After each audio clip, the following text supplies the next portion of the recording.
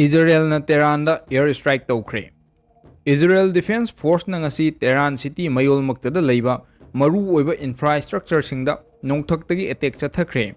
Hiram asiga mari lenana thadorkiba IDF ki warol amana hai Tehran yi mafam kayada nongthaktagi attack chathaduna maru oiba infrastructure kayamarum amang ata thokhan mangamkhre.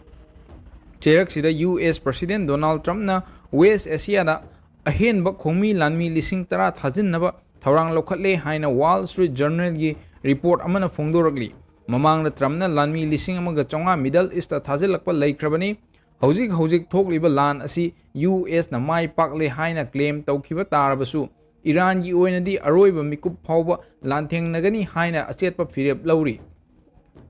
Fox News ta piba interview amada Trump na hai US na luchinglaga chathaba operation da Iran gi maru oiba military infrastructure pumnamak amang ata thokan bangamle Iranian Navy gi mapangal sontha hanbaga loinena missile program da chauna amang ata thokalle West Asia da thokliba lan asina maram oiraga malem gi mafam pumnamakta oil and natural gas gi problem leinare